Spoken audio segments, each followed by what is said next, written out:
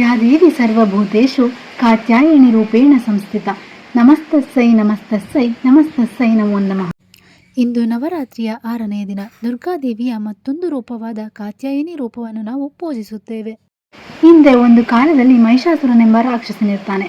ಅವನು ಬೃಹಸ್ಪತಿಯಿಂದ ಒಂದು ವರವನ್ನು ಪಡೆದಿರ್ತಾನೆ. ಅದೇನು ಅಂತಂದರೆ, ಯಾವ ಪುರುಷರಿಂದಲೂ ಸಹ ನನಗೆ ಸಾವು ಬರದೇ ಇರಲಿ ಎಂಬ ಒಂದು ವರವನ್ನು ಪಡ್ಕೊಂಡಿರ್ತಾನೆ. ಮಹಿಷಾಸುರನು ತನ್ನ ಅಹಂಕಾರ ಹೆಚ್ಚಾಗಿ ದೇವತೆಗಳಿಗೆಲ್ಲ ದುಃಖವನ್ನು ನೀಡ್ತಾ ಇರ್ತಾನೆ.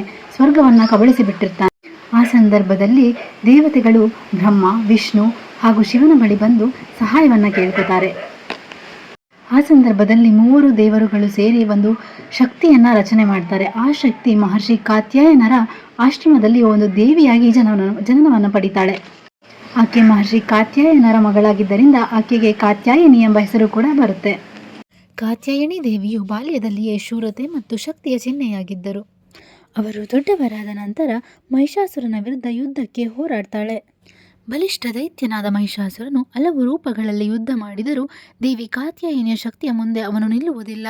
ಅಂತಿಮವಾಗಿ ದೇವಿ ಕಾತ್ಯಾಯಿನಿಯು ತನ್ನ ತ್ರಿಶೂಲದಿಂದ ಮಹಿಷಾಸುರನನ್ನು ಸಂಹರಿಸಿದ್ದಳು. ಆದ್ದರಿಂದ ಅವಳಿಗೆ ಮಹಿಷಾಸುರ ಮರ್ದಿನಿ ಎಂಬ ಹೆಸರು ಕೂಡ ಬರುತ್ತದೆ. ಆಗಿನಿಂದ ಆಕೆ ಶಕ್ತಿ ಸ್ವರೂಪಿಣಿ, ದುಷ್ಟನಾಶಿನಿಯಾಗಿ ಆರಾಧಿಸಲ್ಪಡುತ್ತಾಳೆ.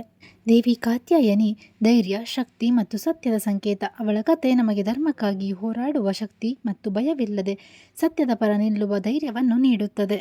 ಎಲ್ಲರಿಗೂ ಶರನ್ನವರಾತ್ರಿಯ 6ನೇ ದಿನದ ಶುಭಾಶಯಗಳು.